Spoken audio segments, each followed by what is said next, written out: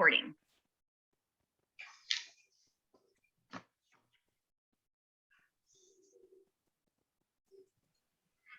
You want me to share the slides now, our slides? It's okay. We'll get, Okay. We'll go ahead and wait till we get started. Yeah, thank you. Good afternoon, everyone. We'll get started here in just a couple minutes and let everyone meander in from our virtual hallway into the room, or eat your lunches, get your lunches.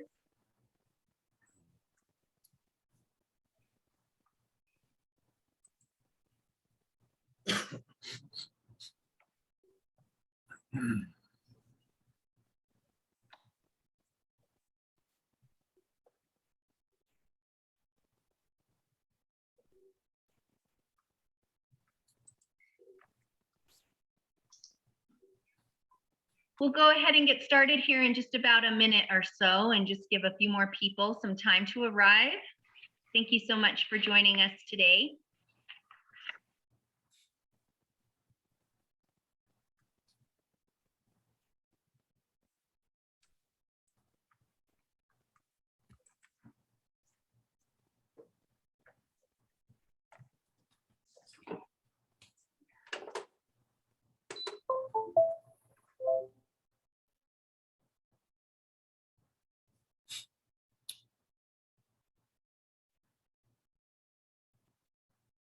No.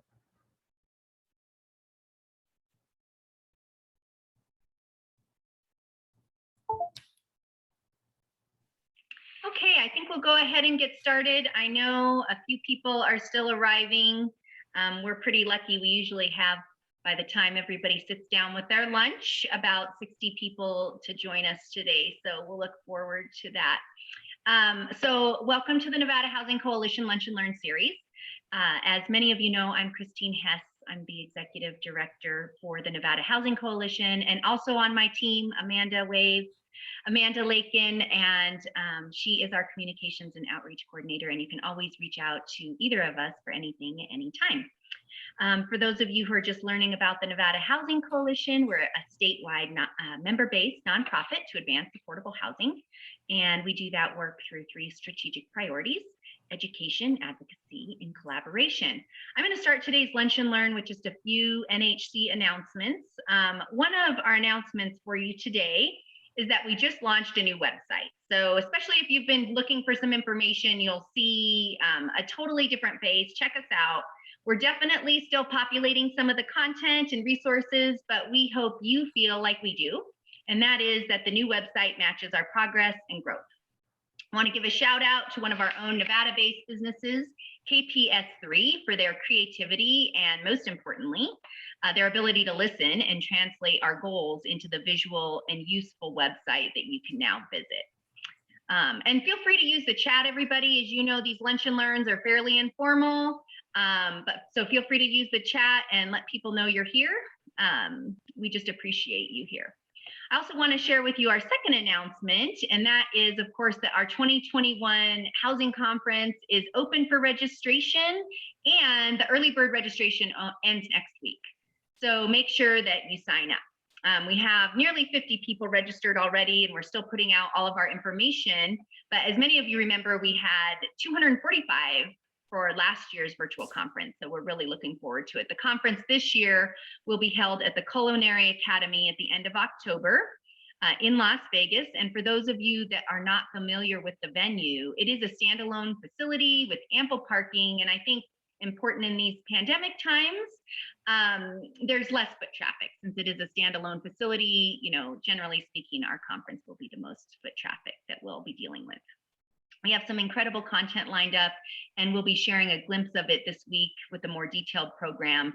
But as you all know, we pride ourselves on delivery of relevant and timely information. So we're hoping you're going to show up, because our future success in affordable housing depends on all of you and all of us, and our shared desire to move the needle, learn, and innovate for solutions. Amanda has a link in the chat for the registration, so get signed up. You can join us both virtually and in person, and we have a videographer on hand to provide a robust experience for those of you unable to make the travel to Las Vegas. Finally, we'll be discussing this more at our upcoming conference, but for those of you that haven't seen yet, the coalition did release, I mentioned this in August, but we did release our recommendation to the state to invest $500 million of its American Rescue Plan fiscal recovery funds in affordable housing. So a pretty big and bold ask, not Christine's ask, but really made up of a whole task force. And you can learn more about our process when you visit our document that talks about our recommendation. It's divided into 4 priorities, as you see on your screen here: multifamily development with dedicated funds, targeting our extremely low income and permanent supportive housing. Additionally, affordable housing preservation, affordable home ownership, and land. So you'll also see how important it is with a call to action that you weigh in, hopefully with your support of our recommendation, but also if you have any ideas, go to nevadarecovers.com and submit your ideas. Submit your ideas regardless, but hopefully you support our plan and link how your ideas may possibly benefit from additional funding for affordable housing. So now back to the reason we are all together here for lunch. So thank you for humoring me all with some awesome Nevada Housing Coalition news. I think it's awesome. But today we're here for our Lunch and Learn. So since this spring, we've been meeting monthly to share some amazing work that's being done in our state and around the country and to learn alongside you. Today is no different in terms of fantastic information, but what is different with this Lunch and Learn, it's our first Lunch and Learn that's hosted by a member. Thank you, Clearinghouse CDFI, for your membership. Brian Sagert with Clearinghouse CDFI and I were touching base this summer, and Brian asked about hosting a Lunch and Learn and if that could be possible as a member benefit. And right then and there, we made an executive decision, Brian and I, and we said, yes, why not? So this is now available to all Nevada Housing Coalition members at the partner, connector, and sustaining member levels. You can just contact Amanda or myself to host your own Lunch and Learn going forward. And the goal, of course, will be to share educational information with our Nevada housing stakeholders. So with that, it's my pleasure to listen alongside you all today in our Lunch and Learn, Innovate and Create with CDFI partnerships. Brian, thanks for sharing these opportunities with us today. Oh, no, Christine, thank you. And thank you for letting Clearinghouse CDFI be the first member to do a presentation. I mean, I think it's very important with where we are in Nevada in our state of affordable housing, that the more aware our leaders, our nonprofits, our banks, our community development developers are with the resources that are available in Nevada, I think the better, and the hopes that we can achieve this goal of getting people housed that need housing. So thank you. I labeled this Innovate and Create with CDFI partnerships because for a couple of reasons. One, I think CDFIs in general aren't necessarily thought of initially during the development process. And I want to make sure today that everyone on this webinar knows that Clearinghouse CDFI is present in Nevada. We have been present in Nevada for 10 years now, and we will continue to be present in Nevada. And our goal is to be partners with you and come up with innovative new solutions if necessary to kind of disrupt the status quo and get some things done here in house people. You can go to the next slide, please. So with that, here's what I'm just going to be covering today. Just as a general note, I'm going to be focusing on Clearinghouse CDFI, kind of my favorite. But CDFIs in general each have their own kind of characteristics. There's CDFIs that do venture capital. There's CDFIs that do small business lending. Each CDFI has different resources and products, but I'm today going to focus on Clearinghouse CDFI and what we have to offer with regards to our general products and affordable housing. I'm going to talk about some of the affordable housing projects that we participated in lent here in Nevada. And then I'm going to introduce to you an innovator and the legend, Mr. Arnold Stalk, here in a bit. And then I'll introduce the Chief Credit Officer of Clearinghouse CDFI, just to talk about a unique project that we do now in California, just as, you know, something to think about. You know, can it be done in Nevada? Can we do this and replicate this in Nevada? Because, you know, we all know that, again, we can't build enough affordable housing. We can't preserve enough affordable housing, and we really need to focus on that. You can go to the next slide, please. So our mission, you know, Clearinghouse CDFI provides economic opportunities and improves the quality of life for low-income individuals and communities through innovative and affordable financing that is unavailable in the conventional market. And again, you know, the whole thing about innovating and creating, it's, you know, I did take that from our mission statement, because I think that's what we're about. We're not about we get passionate with how we look at deals, and you know, on a case by case basis, we can get pretty creative, and we can be pretty flexible with certain terms that perhaps a conventional lender cannot. And I kind of just want to make a point that we don't consider ourselves to be a competitor of conventional financial institutions, lending, commercial banks and such. For a variety of reasons. One, they own us. We are owned by, but by many of the banks are our stockholders. And then another aspect is our source of funds. We just can't compete with, in certain cases, with the cost of our funds compared to what a bank can do.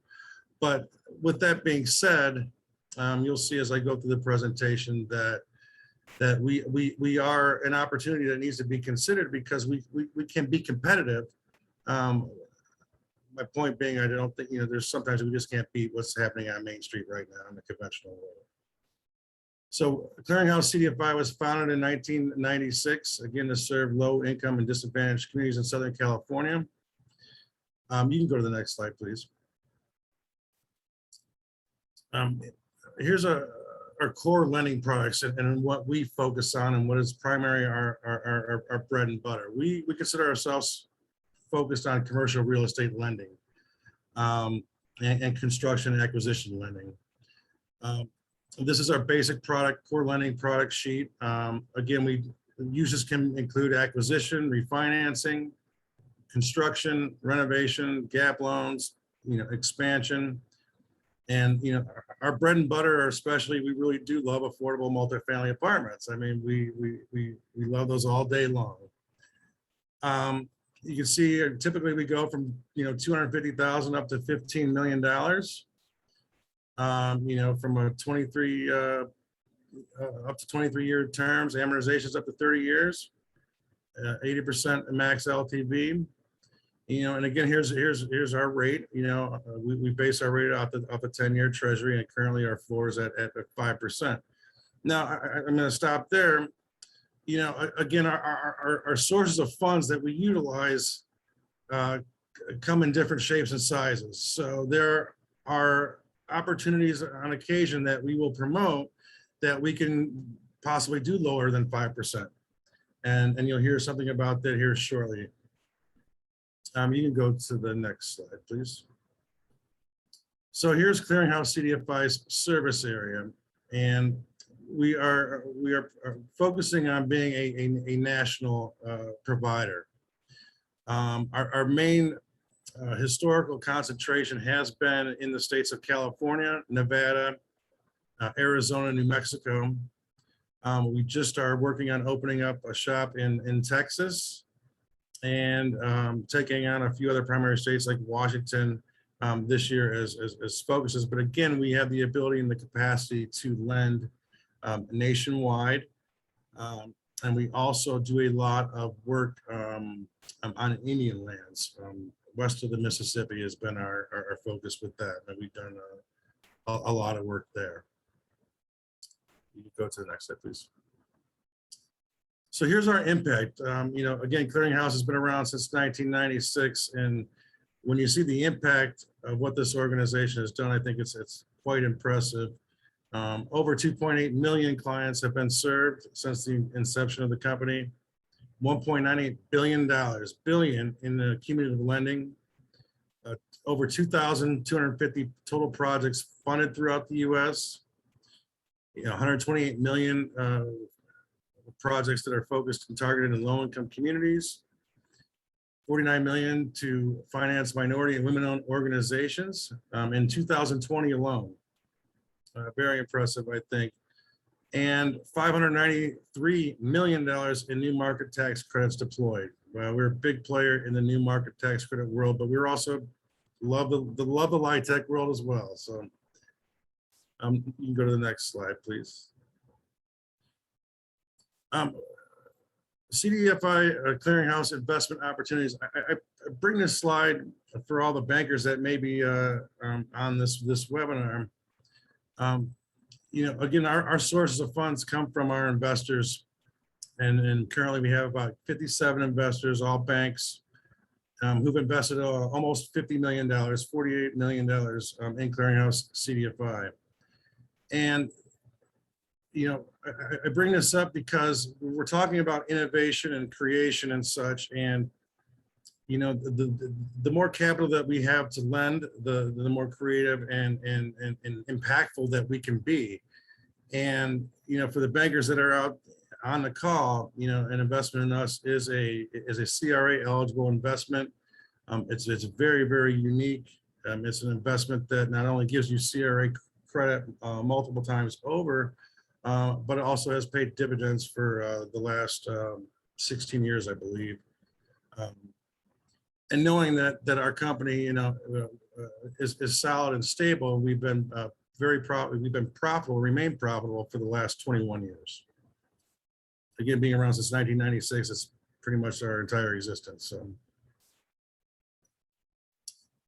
today's special. This is what again, there's opportunities that we have where different sources of funds that we obtain, we're able to provide perhaps more advantageous rates, more for consideration.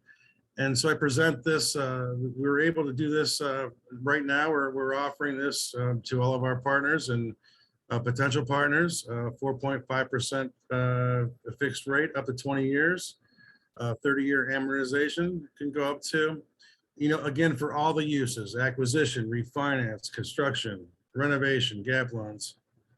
And again, we love affordable housing. So this is something that, I ask that you consider if you have projects in the works, if you have deals that you may need refinanced and feel that this rate could be beneficial, please let us know. We want to make certain that we give, we give Nevada the best rate that we can. You can go. So what has Clearinghouse done in Nevada? We've invested over $70 million in lending in the state of Nevada. We've allocated a little over $50 million in new market tax credits and 24 community low-income community benefiting projects that we've completed in Nevada. And this list that you have here below are the affordable housing deals that we've done recently.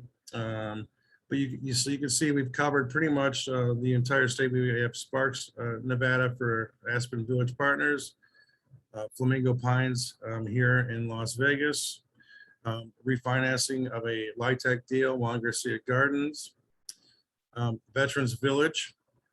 We did the financing for that, which I'm sure you probably all have heard of the success that was here in Las Vegas. And Veterans Village 4 is one that we most recently have financed in June.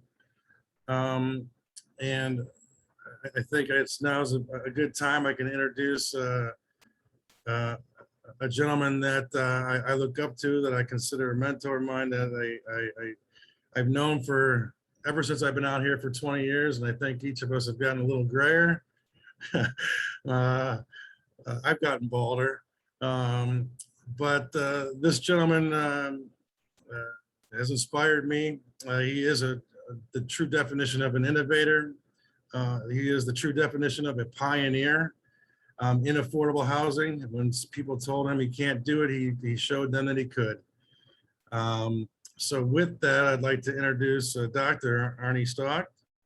and have him kind of explain the project that we did with him in June, and have him speak here for a few minutes. Thank you so much, Brian, and thank you, everybody. Thank you, Christine, and it's good to see you, Christy. You know, I just want to say a few things. I think I have about 10 minutes, so I'll cover as much as I can. I would be remiss without starting off by saying that without CDFI, Share Village and Veterans Village would never have grown to what it's grown to. They are extraordinarily open to hearing things, even to people like me, who bring things that are non-conventional. We're a public-private effort. We have lots of corporations that are involved at various levels, everything from small to larger things. And we are open 24/7, 365. I have not closed the doors of any of our facilities in 11 years. We've been able to serve over 1 million veterans, which we're extremely proud of, but also we branched out to Share Village, Las Vegas, and we now serve a lot of at-risk families, single women, women that are head of household with children, Safe Nest residents, we have Shade Tree residents, and we are what I often say, we are the root of the grassroots. If you're looking for a conventional nonprofit that has lots of overhead and lots of fancy titles and lots of letters after people's names, that's not us. I say things often that aren't the most popular things, but they're the truth. And we are in a mess of trouble with homelessness, not only in this city, but across the United States. I'm from Los Angeles originally. I spent the first 37 years of my life there, started several nonprofit organizations, many of which, I think all of them are still running today, and including Habitat Chapter in the San Fernando Valley. And I'm not stating this to resign my resume, but when you do something for over 40 years and you still do it, A, you're either really impassioned about it, or B, you're out of your mind. So I'm a little bit of both, but my core belief and principle is building housing for people that need housing that wouldn't normally have it. And those are the types of things that are extremely important to me. Arnie, how was it feel? Oh, I'm sorry. I'm sorry. I was just going to ask, you know, how like the deal worked when you came with us? Like where were you at with that? And Just getting to that. Oh, no worries. I'm sorry. So no, that's fine. So we have 3 villages that are open now, and one of them is called Share Village number 4, which is on Fremont Street in downtown Las Vegas, in the middle of a very, very low-income neighborhood and area. And we actually have a master plan to end homelessness. A lot of the elected officials smile and they like it and they shake your hand, but we're serious about it. We have built out 3 campuses and have been operating now. The first one that CDFI funded, that was my first experience with them. But Share Village 4 consists of 58 apartments. It is a former travel lodge. We completely gutted it, renovated it. CDFI gave us some incredible terms on the loan. And the redevelopment, excuse me, not redevelopment, that was my first part of my life in LA. The city of Las Vegas loaned $500,000 of this effort at no interest for 5 years to make the project work. And you know, we kind of, if you look at our organizational chart or our framework, we turned everything upside down. We go bottom up. We get the project, we start getting private efforts to start rebuilding union shops, non-union hotels, skilled laborers, and come out, the carpenters even come out and start hitting the facility. So that's our equity, and we put cash into it as well. But that's our equity, is building up the motel. In this case, the motel, and I don't mince words, was owned by an unadulterated slumlord who could care less about the residents and care less about anything. And we've created something that's actually quite nice.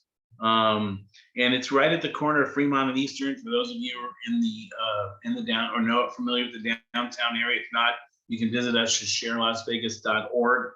And I believe very, very strongly. I really welcome the Nevada Housing Coalition's American Rescue Plan. I hope that plan lives up to the name. And I think it's great to put it out there. But the only way we're going to solve a homeless problem or the affordable housing crisis is to build homes, not to have top-heavy organizations. There's quite a few nonprofits now that now have COO, CFO. I can't keep track of all the letters. These are grassroots organizations. They see the money coming out on the street. It is a one-time thing for nonprofits, and I hope and pray that they're going to utilize those funds in a prudent and a conservative manner. Arnie, what do yes, you sir. think? No, just and thank you for that as well. Absolutely agree with you 100%.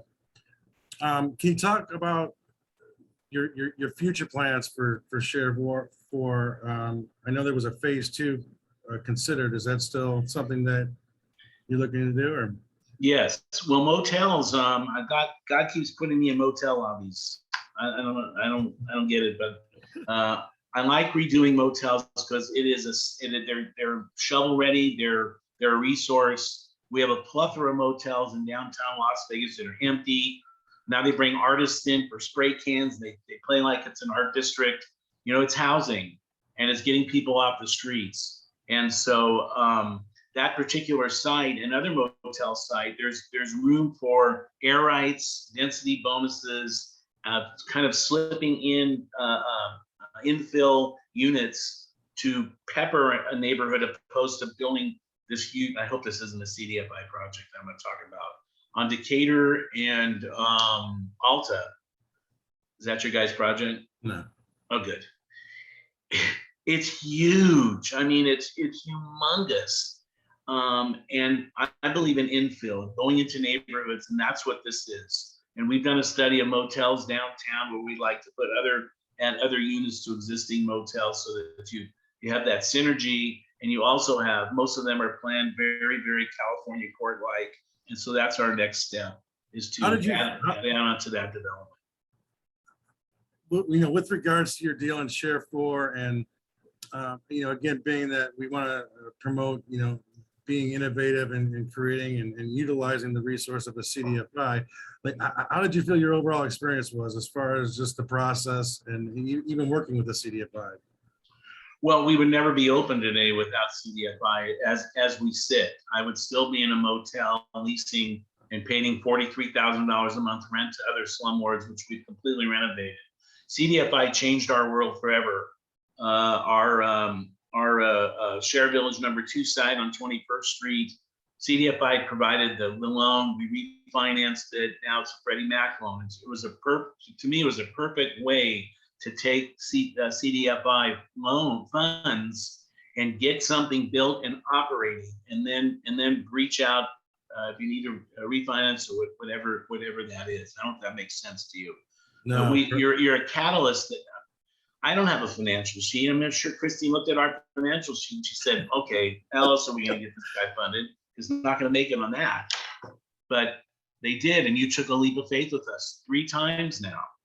And there's nonprofits watching this, and I'm sure there is. And if anybody wants information or asks how it worked with CDFI unfiltered, contact me, because I'll tell them exactly what it is. We would not be in business today the way we are without CDFI.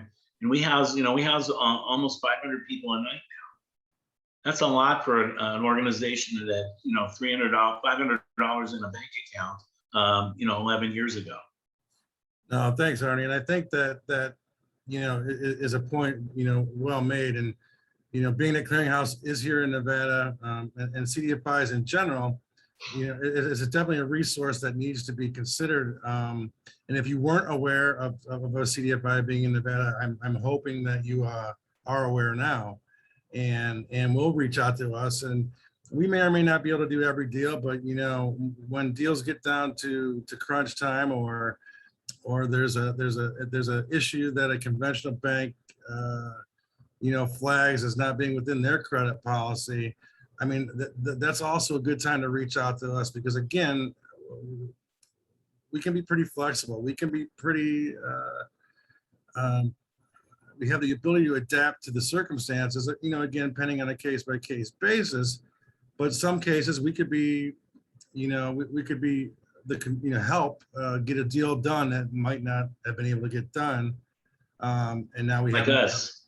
yes, and now we have more housing. And Brian doesn't give up. I mean, it's really cool. I've known him for a long time.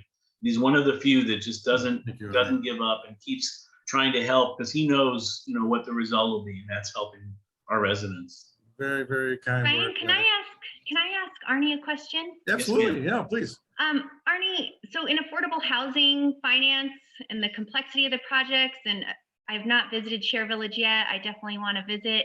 Please. Thanks for all that work. But can you talk about the other sources of funding that came to the table alongside Clearinghouse to make it happen?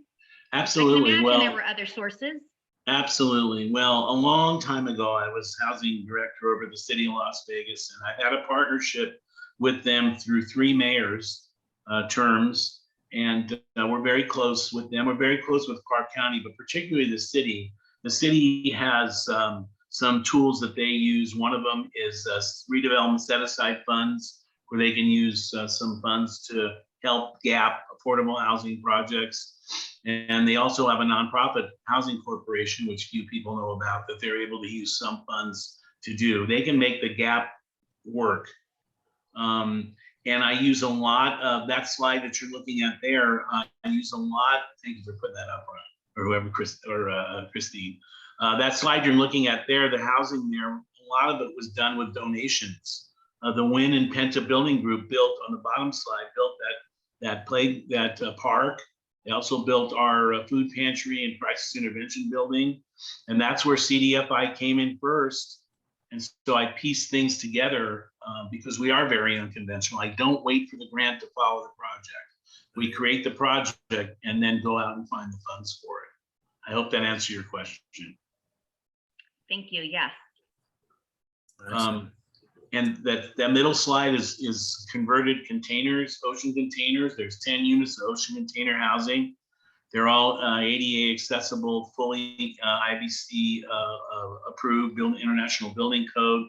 They have solar panels on them, and there's 10 of them. They work. If you're looking to put some in your neighborhood, if you're a nonprofit watching this, it's very difficult to get politicians to focus on something like this. And we have a lot of politicians that roll through our villages. It's literally, I may as well talk to myself about it. Oh, that's really nice, Arnie.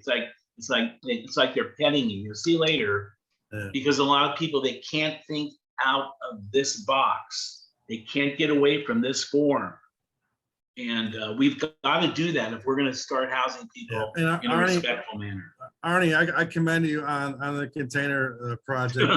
I sure bugged you enough for it. No, wait, well, here, let's tell the story real quick. And this is how far back, again, why Arnie inspires me so much.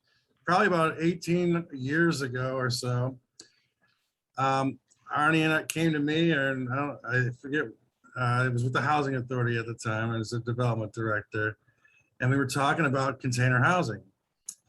And I loved it because I'm an outside the box kind of guy. I think, I think it can be done rather than, it can't. There's always a solution.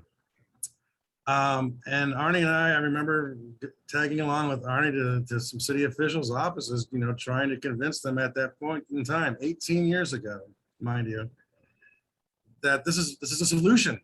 This is a solution that can be, it's efficient, it's effective, it can be replicated quickly.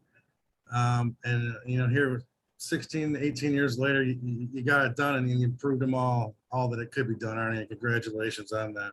Oh, thank you. And believe me, I've been thrown out of the best of offices and planning departments and city halls and building inspectors. And now, because one developer here built a container park where they served overpriced hamburgers, then it became, oh my gosh, that's a viable solution. So we were able to build this. We're very grateful for it.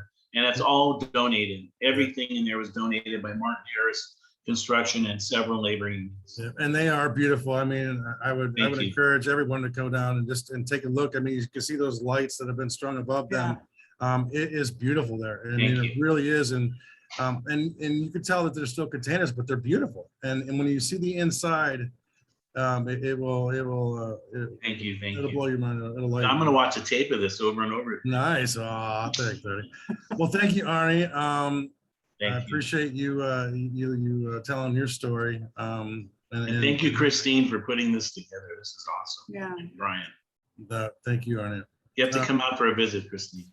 Definitely. I will.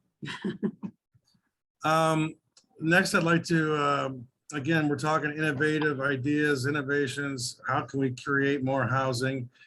And I asked my chief credit officer, Christy Ohlendorf, if she wouldn't mind kind of coming on and presenting a deal we call Brilliant Corners as a nonprofit organization we work with, and just kind of explain the deal structure innovation that she came up with to get this deal done. And you can see just on the slide the different Brilliant Corners deals that we've done.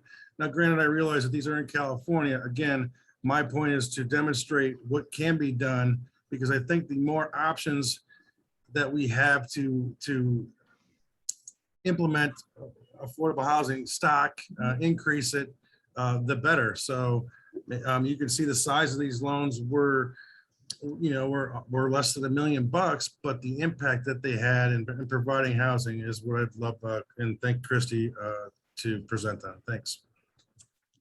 Hi there. Thank you, Brian.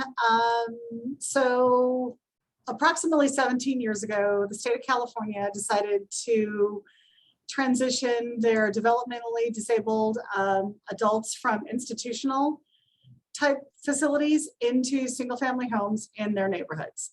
And with that, closing down, I believe nine institutions is no small matter.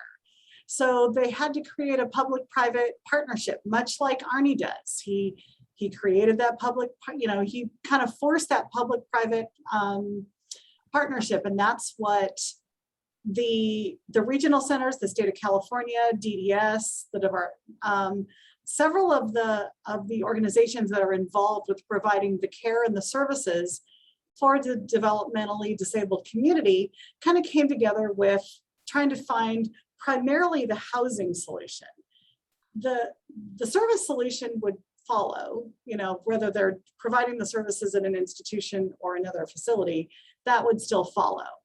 But the housing was a whole different duck. So they basically came up with a way to try to, they basically came up with a single family housing provider or operator that would buy single family homes throughout the neighborhoods and kept within the laws. So 6 and under, sometimes there's 4 and under. And they would own the home and lease it to a service provider who would provide the services. But the service provider didn't have to, it was like they were just paying rent. So they didn't have to fix the house, own the house, do anything. All they had to worry about was providing the services for these 4 to 6 residents. So it started off with just Fairview. Fairview was up in Northern California, and that was the test pilot. And now they've made their way down. And I think the most recent one here is in Orange County, the one right here in Orange County in Costa Mesa. So they're closing that one down as we speak and kind of moving out the residents. So I think at this point, the system, not just Brilliant Corners, there's other organizations other than Brilliant Corners. They have purchased approximately 1,200 homes throughout the state to house these residents. And it's still growing, obviously. But it took a lot of innovation from the regional centers that are having to deal with the housing operators as well as the service operators outside of an institution. It took DDS buying off on it. It just took a lot of people trying to buy off on it.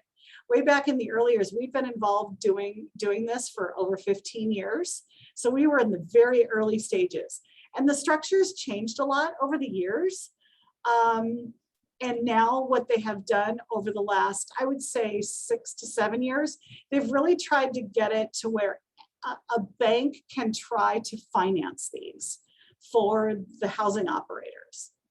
And they have to be approved by the regional centers. They can't just be, Tom, Dick, or Harry. They have to be approved, and they're 99% of the time they're nonprofits. But they do really work together to make this kind of thing happen.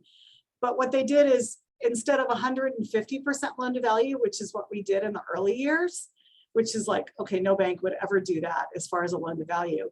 So they allowed the banks to do it up to 80% loan to value. And then the state of California came in and they provided a forgivable loan over the course of between 5 to 10 years. So every regional center has a little bit of a different tweak. We've gotten to know their tweaks and their little quirks. But it really has been a phenomenal success story, and moving these individuals out from the institution. They're thriving more, they're living longer, they are engaged more, they get much more personal care.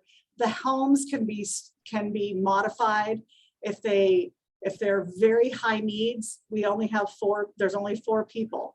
If they're a little bit more where they can take the bus somewhere, then they don't have to, be quite as isolated.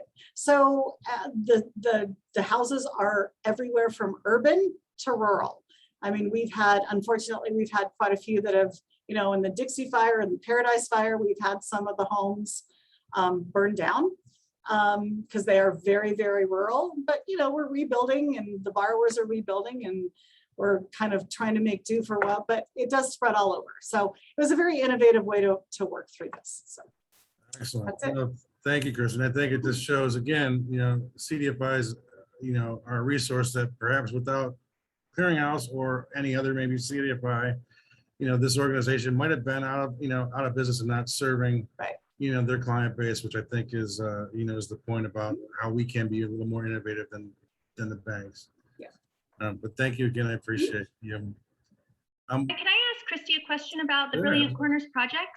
Mhm. So super interesting. Single family homes are really needed in the affordable housing inventory. Mhm. Are the homes that Brilliant Corners brings to the table in these projects, are they income restricted? And is that for Clearinghouse? Do they have other sources of funding, or is it just really driven by the mission of Brilliant Corners? It's primarily driven by the mission of Brilliant Corners. But remember, the population that they're serving, they are by definition low income. If you're dealing with somebody that was otherwise institutionalized or on a waiting list to be institutionalized, they generally don't have a job. They're on disability. So they are being funded by the state and the federal government anyway. So they are by definition low income. So we generally don't have a restriction on them just because of the population that they serve. I think everybody would have a hard time if Brilliant Corners all of a sudden, kicked them out. I don't think they would kick them out. We've never kind of run across that. There's enough checks and balances that nobody's going to kick out these patients. So there is no income restriction on them. And you asked about other sources. So the federal government and the state of California did work together to create what they call a CPP, and it's I have to look at that. Community placement plan. And those CPP funds are used specifically for the down payment, the renovation, or the alteration of the home to accommodate the clients. And that is coming from federal and state funds. Then the remainder of it, as much as the borrower or as the home can accommodate the debt, we go as high as we possibly can. So we will go to 80% loan to value and as low as 1.1 debt service coverage to give as much of a loan as possible. That's helpful from a Nevada perspective. Sorry, Brian. It's just really interesting because, of course, permanent supportive housing, Right. which this really is, Yes. we have a huge deficit. And I think there's not just one way to provide a solution. So the solution that they've brought together and worked for, that's interesting. Thanks And for sharing obviously, that, Christy. Brian and I are happy to talk more, more in the weeds of how it works. Of course, thank you. Excellent. I think, thank you again, Christy. I think we're at the Q&A. I think we're getting, well, here's my contact information. Please reach out to me if you have any questions, but certainly I think we'll take some questions now if there's time. Yeah. And I can always have questions, and please put your questions in the chat as well. I do have another question for you, Brian, because like I said, I have a lot of questions. Can you talk about, community development finance institutions and how they work CDFIs overall with other CDFIs or with community development corps? So, I mean, here in Nevada, we have Clearinghouse, we have New West serving our Nevadans for CDFIs. Do you often collaborate on projects? Do you work with community development corps? Do you work with community land trusts? How does that work? Yeah. I mean, I'll answer some, and I'll probably pass the other one to Kirsty to answer. Yeah, I mean, we are focused on helping CDCs, helping for-profit developers, nonprofit developers, any housing agencies, city governments that with their housing departments, certainly want to make certain that they all know that, we are a resource here as a CDFI. We have partnered and do partner with other CDFIs on different projects. With regards to the first part of that question, I think it was about with the funding or something like that. I forget what you said. Yeah, just who you're collaborating with. Collaborate. You want to address that one? Sure. So fortunately or unfortunately, there is more than enough business to go around to any CDFI throughout the state. So we always would much rather collaborate with a CDFI than compete with a CDFI. We are very good friends with all the CDFIs in our market. We often talk outside of like, how are you doing? We are partnering with, we do partner with a lot of CDFIs as much as we possibly can. CDFIs don't all do the same thing. So I find myself, we are not a small business guru, right, type of a thing. So we always refer to another CDFI first as I possibly can, and then they do reciprocal. And we do a lot of referral sharing, and if we can collaborate on a new project, we do that as well. That's awesome. As we all know, absolutely. we just need to make the deals happen. On mute. So thank you so much. Well, I don't see questions right now in the chat, but I think we did have your contact information there, and Amanda's shared a few links, but I just want to thank you for the valuable information. Arnie, thanks for the work you're doing on the ground in Las Vegas and serving our Nevadans in need. Really appreciate that. And Brian and Christy, thanks for sharing some insights into other financing tools and resources and really how you can be more creative. Yeah. What I heard today, if I'm a nonprofit in some housing needs or have a project that needs to get done and it's just not penciling out and I'm getting a lot of no's, that perhaps I can give you a call, Brian, and say, is this Please something that Clearinghouse would consider? Please do. Please do. Awesome. And again, at the end of the day, it's about creating housing. So that's what it's about. Thank you for the opportunity for letting us present. Yeah, thank you. For sure. Well, everyone, register for our 2021 conference. That's coming up October 27th and 28th. We have both virtual and in-person options, but we will be in Las Vegas in person, and we hope to see you there. We will be releasing more program details, but rest assured, it's going to be some amazing content. We have a whole team working on the panels, and we'll be releasing that here shortly. So thank you all, and thank you so much for your time today.